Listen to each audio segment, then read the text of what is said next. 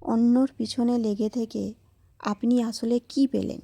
বদনাম, গীবত, সমালোচনা এসব করে কি কখনো জীবন বদলেছে? আপনার জীবনের সবচেয়ে দামি জিনিস কি জানেন? সময়। এই সময়টাই একবার চলে গেলে কখনো আর ফিরে আসে না। কিন্তু আফসোস, আমরা এই মূল্যবান সময়টা ব্যয় করি অন্যর দোষ খুঁজতে, অন্যর পিছনে কথা বলতে, গীবত করতে। একবার ভেবে দেখেছেন, যার কথা বলছেন তার কোনো ক্ষতি না হলেও আপনার আমলটাই নষ্ট হয়ে যাচ্ছে?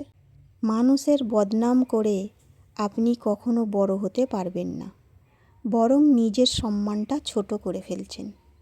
যে সময়টা আপনি অন্যের পিছনে দিচ্ছেন, সে সময়টা যদি নিজেকে ঠিক করতে দিতেন, আজ আপনার জীবনটা বদলে যেত।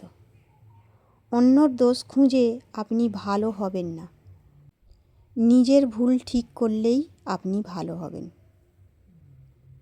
আজ যারা গীবত করছে, কাল তাদেরকেই আল্লাহর সামনে দাঁড়াতে হবে, আর তখন কোনো অজুহাত কাজ করবে না। ভাবুন তো, যদি আল্লাহ জিজ্ঞেস করেন, আমি যে সময় দিয়েছিলাম তুমি সেটাকে কোথায় ব্যয় করেছো, তখন আপনি কি জবাব দেবেন? তাই এখন থেকেই বদলে যান, অন্যের পিছনে নয়, নিজের উন্নতিতে সময় দিন, কারণ সময় আপনার জীবনের সবচেয়ে বড় সম্পদ।